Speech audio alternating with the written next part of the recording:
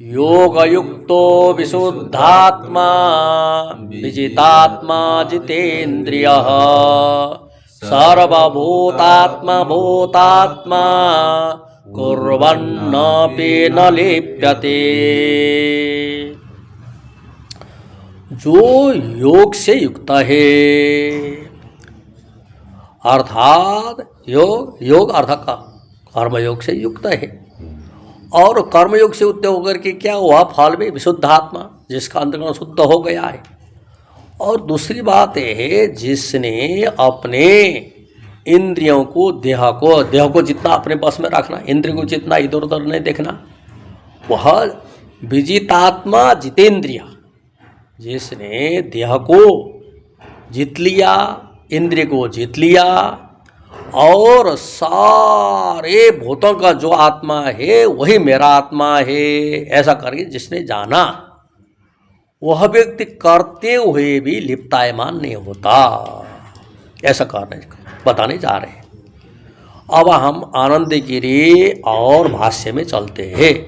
आनंदगिरी में ननु पारिव्राज्यम परिगृह्य श्रवणादि साधनम असकृत अनुतिष्ठतो लब्ध सम्यक बोधस्यापि यथा पूर्वं कर्माणि उपलभ्यन्ते तानि च बंध हेतवो भविष्यन्ति इति आशंक्य श्लोकांतरम अवतारयति। अभी क्या किया, कोई ज्ञानी है, पारिव्राज्यम परिगृह्य संन्यास लेकर के श्रवणादि साधनम असकृत अनुतिष्ठतो भी, श्रवणादि साधन को एक बार अनेक बार अनुष्ठान किया, अनुष्ठान करके आवृत्ति रसकृत दुपदेशात, जब तक निश्चय नहीं हुआ तब तक किया। लब्ध सम्यक बोधस्यापि, जिसने सम्यक बोध प्राप्त कर लिया, किंतु लोक संग्रह के लिए अब बात आई थी, यथा पूर्वम कर्माणि उपलभ्यन्ते, जैसे पहले ज्ञान होने से पहले कर्म करता था ऐसे उपलब्ध होता है। तानि, वह कर्म बंध हेतवो भविष्यन्ति इति आशंक्य, ज्ञानी के द्वारा किया गया जो कर्म बंधन का हेतु हो जाता है, ऐसी आशंका करके श्लोकांतर को लाते। ज्ञानी के द्वारा लोक संग्रह के लिए किया जाने वाला कर्म बंधन का हेतु नहीं होता, ये बताना है। क्या हुआ, जिसको ज्ञान हुआ, माने संन्यास लेके श्रवणादि साधन करते करते सम्यक बोध हुआ, सम्यक बोध होने पर ही कर्म कर रहा है, उसका कर्म तो बांधेगा, कर्मणा बद्धते जंतु, बांधेगा, उसका बंधन का हेतु होगा। ऐसी आशंका का जवाब देने के लिए यह सप्तम श्लोक है। यदा पुनः अयम सम्यक दर्शन प्राप्ति उपायत्वेन, जब यह जो साधक सम्यक दर्शन प्राप्ति उपाय से कर्मयोग करता है, कर्मानुष्ठान करता है, और उसके बाद में अंतःकरण शुद्ध होकर के ज्ञानादि साधन में लग करके वह जो क्या होता है, अपने इंद्रियों को, अपने मन को वह सब उजित करके सारे भूतों को जो आत्मा है वही मेरा आत्मा है, भिन्न नहीं जानता है, उसके द्वारा किया जाने वाला कर्म उसको बांधता नहीं है, ये बताना है। अब कैसा है वह पहले उसमें आइए। आनंदगिरी में सम्यक दर्शन प्राप्ति उपायत्वेन यदा पुनः अयम पुरुषो योगयुक्तत्वादि विशेषण सम्यक दर्शी संपद्यते। सम्यक दर्शन के उपाय योगयुक्त होना, यदा पुरुष अयम, यह पुरुष जब योगयुक्तत्वादि विशेषण, योगयुक्त योग से युक्त है, अर्थात ईश्वरार्पण बुद्धि से कर्म करता है। स्पीड धीमी रखिए। हाँ ठीक है।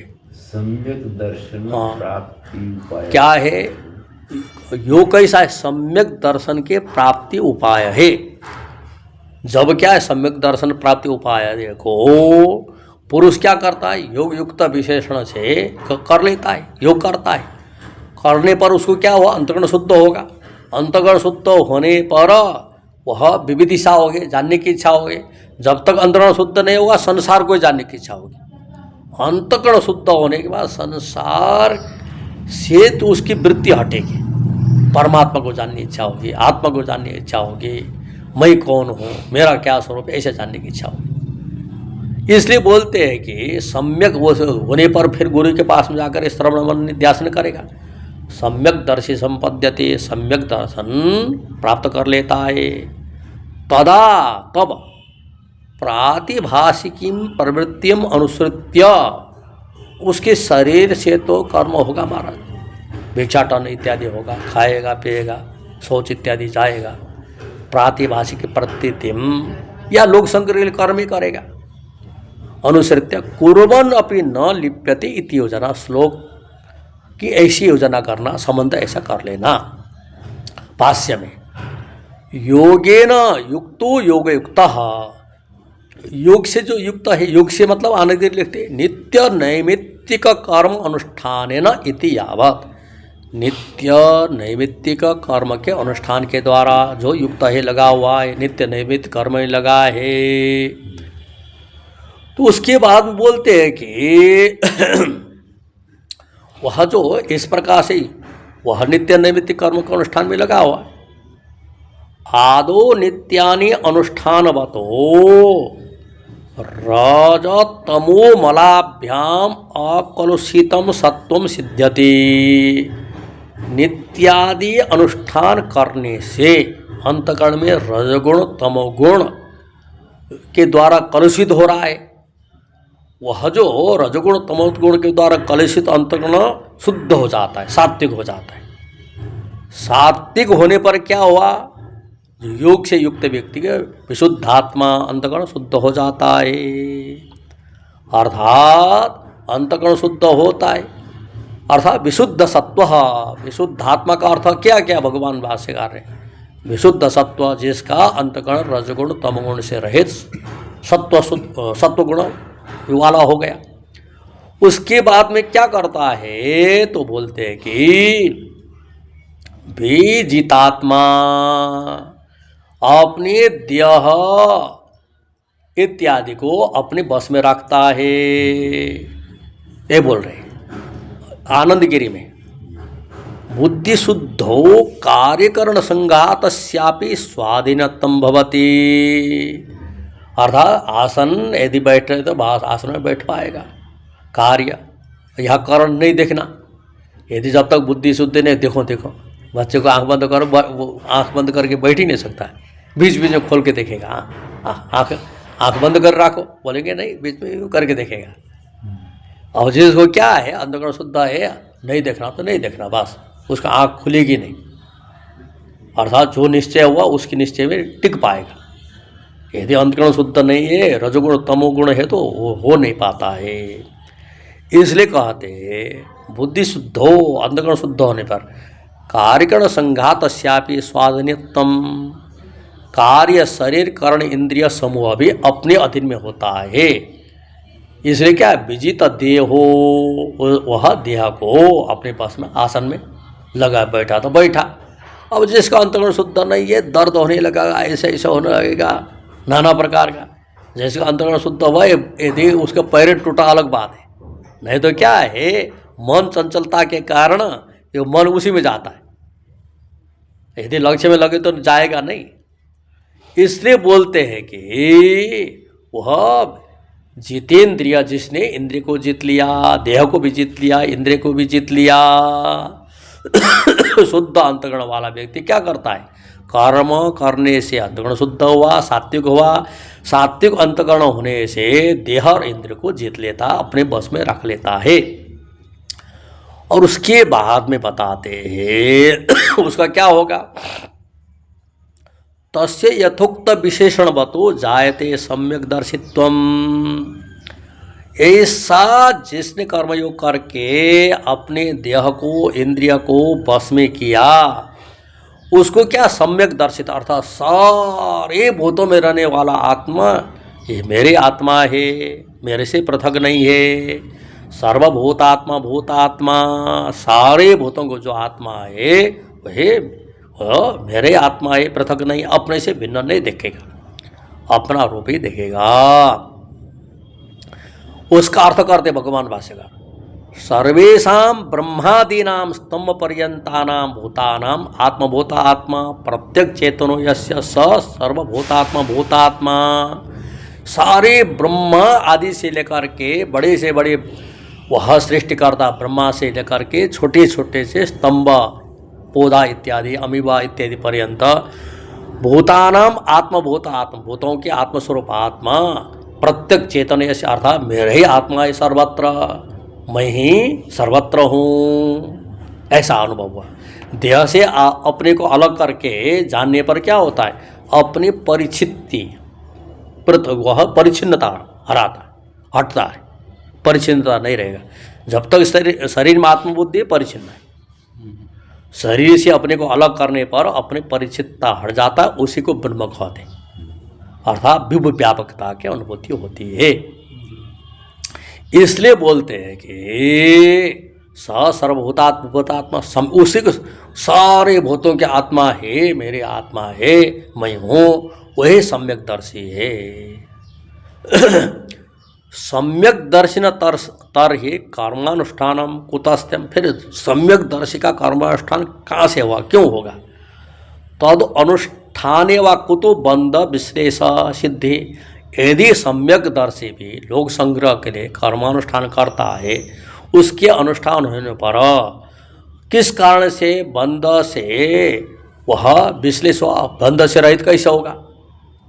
तो बोलते कि ऐसा आशंका होने पर बताते स अर्थात वह सम्यक दर्शी तत्रैव सम्यक दर्शन होने पर वर्तमानो लोक संग्रह कर्म कुर्बन अपि, वर्तमान समय में लोक शिक्षा के लिए कर्म करते हुए भी न लिप्यते न कर्म भीर बध्यते, कर्म के द्वारा बधता नहीं है, बंधन में नहीं पड़ता, उसका कर्म बंधन का कारण नहीं होता।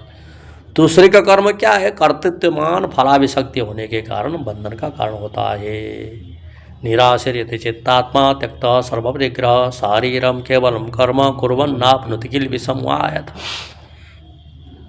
अर्थात उसका ज्ञानी का कर्म कर्तृत्व अभिमान फलाशक्ति न होने के कारण बंधन का कारण नहीं होता।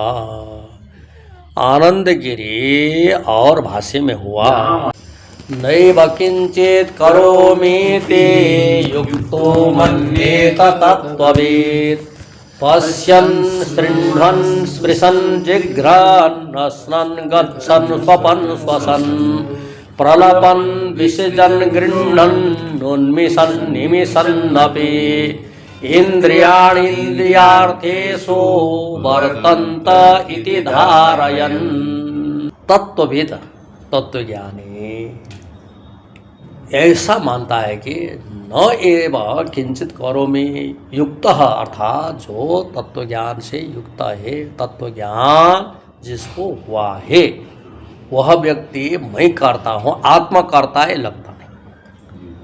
फिर वो व्यवहार नहीं करेगा, व्यवहार तो करेगा, देखते हुए भी मैं देखता हूँ, यह आँख देख रही है, सुनते हुए भी मैं सुनता, आत्मा सुन रहा है नहीं लगता है, श्रोत्रेंद्रिय अर्थात मेरे प्रतिबिंब से वो भी कैसे होगा, मेरे शक्ति से देख रहे, उनको कोई सत्ता ही नहीं।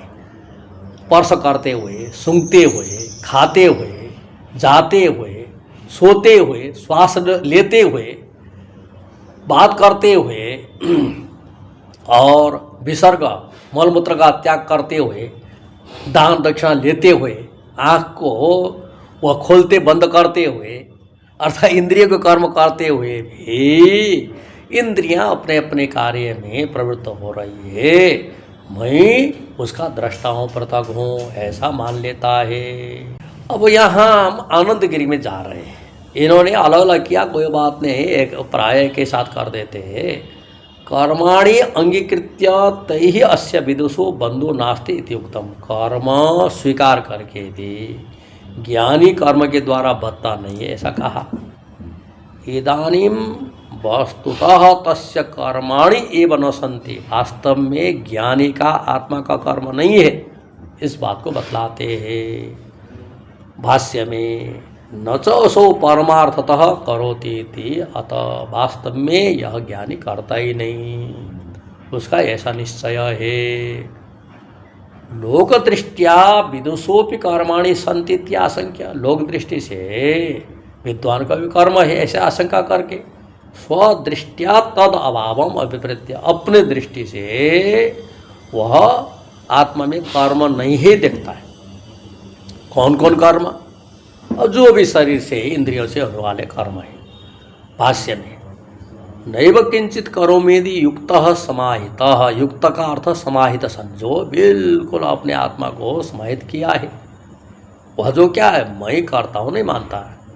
सन मन्यते चिंताये तत्ववेद, अर्थात मैं जो समाहित व्यक्ति, असमाहित व्यक्ति तो क्या है, वह इंद्रिय शरीर में आत्मबुद्धि कर लेता है। समाहित व्यक्ति बिल्कुल सम्यक प्रसायित है अपने स्वरूप में, वह बिल्कुल चिंतन नहीं करता है। तत्ववेद आत्म यथात्म तत्व वेत्ति, तत्ववेद आत्मा की यथार्थता असंगता तत्व को जानने वाला जो तत्ववेद है, आत्मवेद है, वह जो क्या है समाहित व्यक्ति। और व्युत्थान अवस्था, समाहित अवस्था व्युत्थान अवस्था में, समाहित अवस्था होने का व्युत्थान अवस्था में, व्यवहार अवस्था में, यहाँ तो व्यवहार अवस्था में नहीं करता है। क्यों? व्यवहार अवस्था में भी व्यवहार करते हुए भी मैं करता हूँ ऐसा अभिमान उसको नहीं होता, तुरंत बात देता है। इसके विषय में बहुत विवाद है और उसमें क्या है, होने पर विवाद, जब तक समाहित हो तो कैसे कर्म करेगा, व्युत्थान अवस्था में करेगा, समाधि अवस्था में तो करेगा नहीं। समाधि अवस्था में भी कर्म होते हुए देह के कर्म आत्मा में आनंद नहीं देता। ये भाष्य प्रकाश में जा रहे, तत्ववेद युक्त सन, तत्ववेद युक्त होता हुआ, पश्यन देखता हुआ, शृण्वन् सुनता हुआ, असन खाता हुआ, गच्छन गमन करता हुआ, स्वपन सोता हुआ, श्वसन श्वास लेता हुआ, प्रलपन अर्थात वह वार्तालाप करता हुआ, मूत्र पेशाब को विसर्जन त्याग करता हुआ, दान इत्यादि, हाँ सारनाथ इत्यादि ग्रहण करता हुआ, और उन्मिशन निमिशन इंद्रिया अर्थात इंद्रिया को अर्थात आँख बंद करना खोलता हुआ भी क्या, इंद्रियां इंद्रियार्थेषु वर्तन्ते इति धारयेत्, इंद्रियां अपने अपने अर्थ में ही वह प्रताप कर रही है, ऐसा निश्चय करते हुए अहम किंचित न करोमि एवं, मैं कुछ नहीं करता हूँ, इति मन्यते इति श्लोकद्वयस्य अन्वय, श्लोक द्वय का अन्वय ऐसा उन्होंने किया। और उसका अर्थ और लेते हैं, दर्शनम चक्षु इंद्रिय कर्म न तो आत्मन, दर्शन तो क्या है, चक्षु इंद्रिय कर्म है, आत्मा का तो नहीं है। श्रवणम श्रोत्रेंद्रिय कर्म, श्रवण करना श्रोत्रेंद्रिय कर्म है, आत्मा का नहीं है। स्पर्शनम तो इंद्रिय से कर्म, स्पर्श करना तो इंद्रिय का कर्म, आत्मा का नहीं है। घ्राणम घ्राणेन्द्रिय से कर्म, सूंघना घ्राणेन्द्रिय का कर्म है, आत्मा का तो नहीं है। असन वक्त्रस्य, मुख का, अब यहाँ मुख खाता है कि जीभ खाता है, तो जीभ कटा हो तो खा ही नहीं सकता, बहुत है, मुख है सामान्य रूप से मुख का काम है। गमनम पादस्य, अर्थात पाद इंद्रिय का काम है। स्वपनम अंतकरण, सोना लीन होना अंतकरण का कार्य है। अंतकरण उपरम से व स्वापत्वा, अंतकरण उपरम होना वही सुसुप्ति अवस्था है। श्वसन प्राणवायो हो, श्वास वायु का तो क्या करना, आवागमन होना। प्रलपन वाग इंद्रिय से, वह वाग इंद्रिय का बातचीत करना। विसर्जन पायु इंद्रिय का मलमूत्र त्याग करना। ग्रहणम हस्तयो, दोनों हाथ का ग्रहण करना। वह लेना देना दोनों, यह ग्रहण आया है, भगवान ने ग्रहण कह दिया, वह जो क्या है देना नहीं कहा, दोनों है भाई। उन्मेष निमेश हो, पक्षमणो हो, अर्थात पलकों का काम है, बंद होना खोलना। इति विवेक, ऐसा यहाँ विवेक किया गया। अब हम लोग भाष्य आनंदगिरी में 9 श्लोक पे जा रहे हैं। उसकी बातें बोलते हैं कि सार्धम समनंतर श्लोकम आकांक्षा पूर्वकम उत्थापयति, आधा श्लोक और आधा जो समानांतर श्लोक के आकांक्षा पूर्वक उत्थान करते हैं। कदा कथम व तत्व अवधारणम मन्यते उच्यते, कब किस प्रकार से तत्व का अवधारण करता है उसको कहते, देखते सुनते इत्यादि करते हुए। मन्येत इति पूर्वेण संबंध, अर्थात मैं कुछ नहीं करता ऐसा मानता है, ज्ञानी का ऐसा निश्चय है।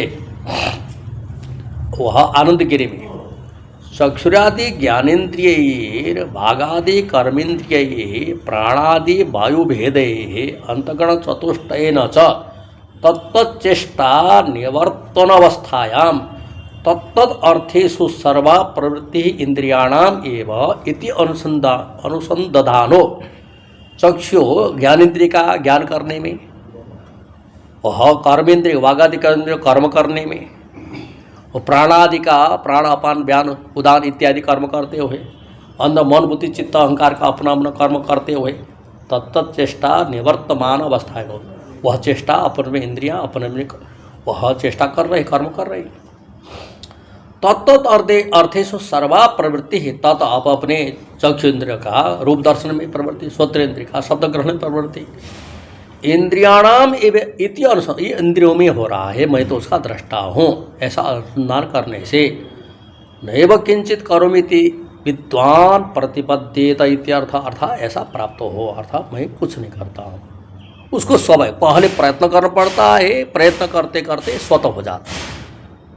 वह जो अर्थात इंद्रिय को धर्म को आत्मा में आरोपित कर रहे, इसलिए हमको लग रहा है जो विवेक की क्या करता है, इंद्रिय के धर्म को आत्मा में अध्यारोप नहीं करता है। यथोक्त विदुषो विधि अभावेपि विद्या सामर्थ्यात् प्रतिपत्ति कर्मभूतम कर्म संन्यासम फलात्मकम अभिलषति। यथोक्त विद्वान का विधि न होने पर भी विद्या के सामर्थ्य से प्रतिपत्ति कर्म अर्थात तत्व इंद्रिय का प्रतिपत्ति कर्म, वह जो क्या है कर्म संन्यासम फलात्मकम अभिलषति। यहाँ बोलते कि वह जो कर्म का त्याग अर्थात वह जो कर्म हो रहा है वो कर्म में अकर्म देखने वाला कर्मण्य कर्म या पश्येत उसको अभिलेषित हो जाता है। किसको होता है आनंद, वह भाष्य में यस्य एवं तत्वविदः सर्व कार्यकरण चेष्टासु कर्मसु अकर्म एव पश्यत, कर्मण्य कर्म पश्यत जो पहले बताया था, जिस तत्वज्ञानी का यस्यैव तत्वविदः सर्व कार्यकरण चेष्टासु कर्मसु अकर्म एव पश्यत सम्यक दर्शन सर्वकर संन्यास एव अधिकार, उसके सर्वकर संन्यास में अधिकार है। सारे कार्यकरण चेष्टा में चेष्टा कर्म में अकर्म देखने वालों का सम्यक दर्शी का सर्वकर्म संन्यास में अधिकार है, कर्म में अधिकार नहीं है। टिप्पणकार ने ऐसा टिप्पण लिखा। इसलिए जिस तत्वज्ञानी का सर्व कार्यकरण चेष्टा सो कर्म सो सर्व सारे शरीर इंद्रिय के चेष्टा रूप कर्म में अकर्म ही व पश्यत, वह अपना मैं अकर्मा हूँ ऐसा देखते हुए सम्यक दर्शन तस्या, वो सम्यक दर्शी उसका सर्वकर्म संन्यासे एवं अधिकार, सर्वकर्म संन्यास में अधिकार है। कर्मणो अभाव दर्शनात्, कर्म के अभाव दर्शन होने से। कैसा आनंदगिरी में तो बोलते हैं कि अज्ञस्य व विदुषोपि कर्मसु प्रवृत्ति संभवात् कुतः संन्यासे अधिकार इति अस्यात् इति आशंका। जैसे अज्ञानी का कर्म में प्रवृत्ति है, विद्वान का भी कर्म से प्रवृत्ति संभव, कर्म में प्रवृत्ति संभव होने से वह जो संन्यास में अधिकार किस कारण से, अज्ञ से इव अज्ञानी जैसे कर्म प्रवृत्त होता है, खाना पीना देखना आदि तो उसमें हो रहा है ना, उसको बोलते कि संन्यास में अधिकार कैसा है, तो बोलते कि नहीं मृग तृष्णिकायाम उदक बुद्धिया पानाय प्रवृत्त उदक अभाव ज्ञाने भी तत्रैव पान प्रयोजनाय प्रवर्तते। देखो यहाँ मृग तृष्णिका में पहले उदक बुद्धि से पानी पीने के लिए प्रवृत्त हुआ था, उसको क्या लगा कि यहाँ उदक नहीं है, उदक का अभाव ज्ञान हो गया, वह पानी पीने के लिए उसमें प्रवृत्त नहीं होता। इसी प्रकार से ये जो इंद्रियों के कर्म को आत्मा में नहीं देखता है तो वह क्या है सर्वकर्म संन्यास में अधिकार है, ऐसा भगवान भाष्यकार आनंदगिरी ने बताया। ब्रह्मण्यादाय कर्माणि संगम त्यक्त्वा करोति यः लिप्यते न स पापेन पद्मपत्रमिवाम्भसा।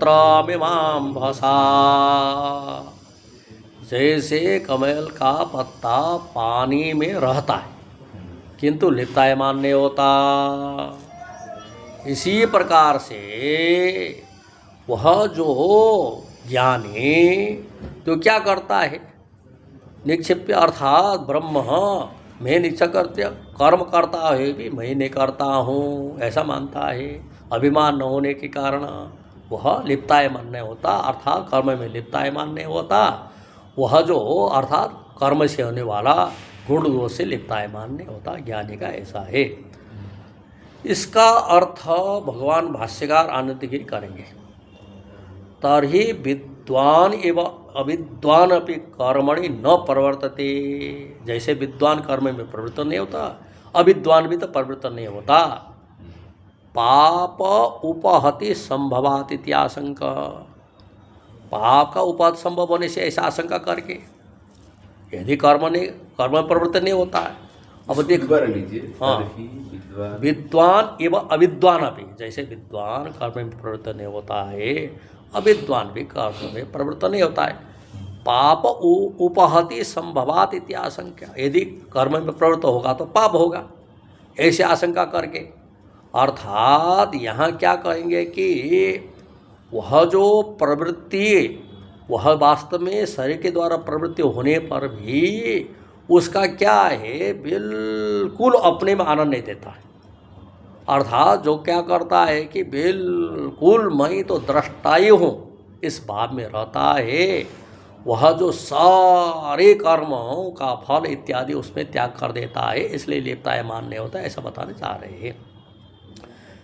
मूल भाष्य में यस्तु पुनः अतत्वविद प्रवृत्तश्च कर्म योगे, जो तो अतत्वविद है, कर्म में प्रवृत्त है, कर्म में प्रवृत्त है, यदि वह कर्म में प्रवृत्त हुआ अज्ञानी भी सारे कर्मों का फल आसक्ति को त्यागता है, वह भी लिप्तायमान नहीं होता।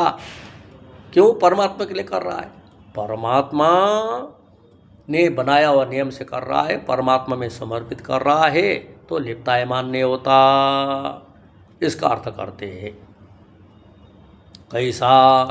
आनंद के लिए यथा वृत्त्या स्वाम्यार्थम कर्माणि करोति न स्वफलम अपेक्षते तथा एव यो विद्वान मोक्षेपि संगम त्यक्त्वा भगवद अर्थमेव सर्वाणि कर्माणि करोति न स कर्मणा बध्यते। जैसे नौकर स्वामी के लिए कर्म करता है, वो फल नहीं चाहता है, इसी प्रकार से जो अविद्वान मोक्ष में भी संग को त्याग करके भगवान के लिए सारे कर्म करता है, वह कर्म से बद्धता नहीं है। कैसा? नहीं पद्मपत्रम अम्बसा संबध्यते, जैसे कमल का पत्ता जल से संबद्ध नहीं होता है, इसी प्रकार से भगवत अर्पण किया हुआ कर्म, अज्ञानी का कर्म, वो भी बद्धता नहीं है। भाष्य में ब्रह्मणि आदाय, ब्रह्मणि मन ईश्वरे, ईश्वर के लिए, ईश्वर प्रत्यय के लिए आदाय निक्षिप्य कर्मफल वह उसको त्याग करके समर्पित करके तदर्थम कर्म करोमि, अर्थात भगवान ने मुझे शरीर दिया, अर्थात ऐसा जो वह अधिकार दिया, इसलिए मैं करता हूँ, भगवान के लिए करता हूँ। वृत्त्य एवं स्वाम्यर्थम, जैसे वृत्त्य स्वामी के लिए करता है, इस प्रकार से जो अज्ञानी ईश्वर के लिए कर्म करता है, सर्वाणि कर्माणि, सारे कर्म, मोक्षे अपि फले संगम त्यक्त्वा, मोक्ष रूप फल में भी आसक्ति को त्याग करके करोति यह सर्वाणि कर्माणि, सब कर्म करता है। लिप्यते न सब पापेन, अर्थात कर्म के द्वारा होने वाला पाप पुण्य से लिप्ता ही नहीं होता। न संबद्धते, कैसे? तो बोलते हैं कि जैसे कमल का पत्ता पानी से लिपता है, नहीं मान होता नहीं। अविद्वस स्तर ही कृतेन कर्म किम स्यात्, अविद्वान के द्वारा किया गया कर्म से क्या हो, ऐसी आशंका करके अंतर्गुण शुद्धि के लिए होता है। अज्ञानी के द्वारा किया गया कर्म, ईश्वरार्पण बुद्धि से किया गया कर्म अंतःकरण शुद्धि का कारण बन जाता है। इस बात को बताने के लिए 11 श्लोक आ रहा है। कायेन मनसा बुद्ध्या केवलैरिन्द्रियैरपि योगिनः कर्म कुर्वन्ति संगम त्यक्त्वात्मशुद्धये। वह जो क्या है, कायेन शरीर के द्वारा, मन के द्वारा, बुद्धि के द्वारा, इंद्रिय के द्वारा जो ईश्वरार्पण बुद्धि से कर्म करते हैं, आसक्ति को त्याग करके करते हैं, आत्मशुद्धि अंतकरण शुद्धि का साधन बन जाता है। इसका अर्थ कर रहे वह जो क्या है, केवलम सत्वशुद्धि मात्र फलमेव तस्य कर्मण, अज्ञानी के द्वारा किया गया ईश्वरार्पण बुद्धि से किया गया कर्म अंतकरण शुद्धि का हेतु बन जाता है।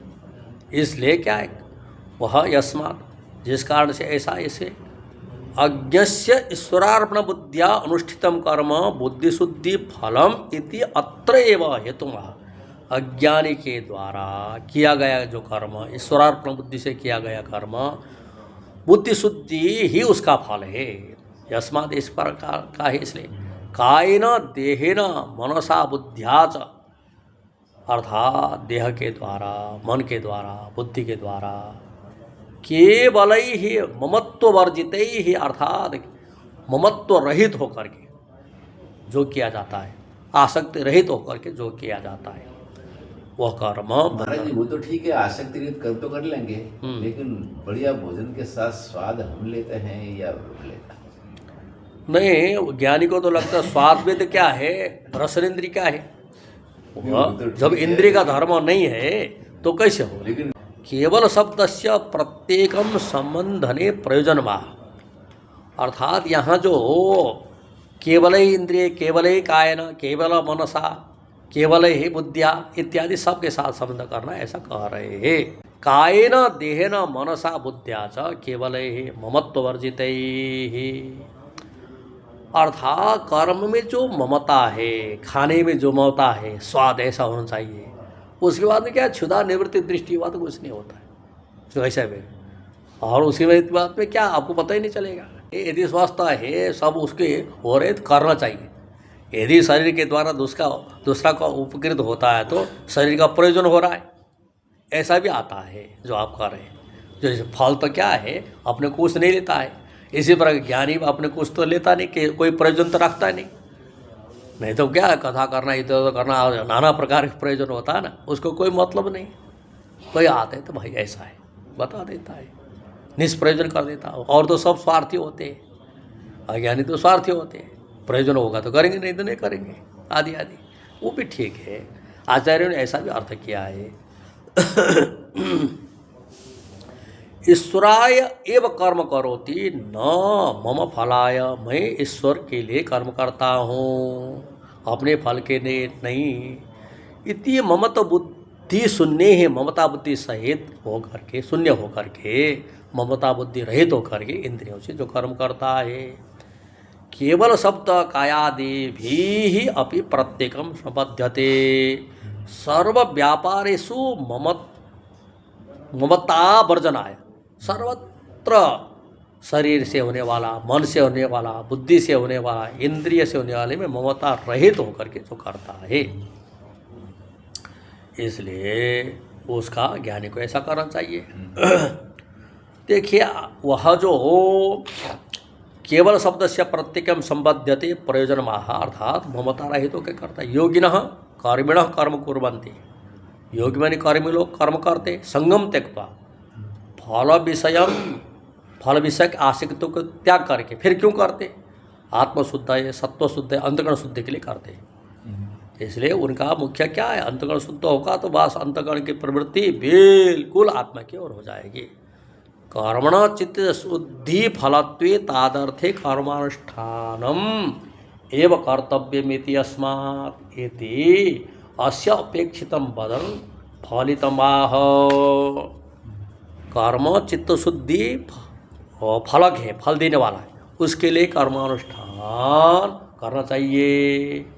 इस कारण से उन लोग क्या करते हैं, तेरा भी क्या है, अभी अंतकरण शुद्ध नहीं हुआ है, अंतकरण शुद्धि के लिए तू भी कर्म कर, तस्मात् तत्रैव तव अधिकार इति कुरु कर्म एव, इसलिए तेरा भी उसमें अधिकार है, कर्म में अधिकार है, अंतकरण शुद्धि के लिए तू भी कर्म कर।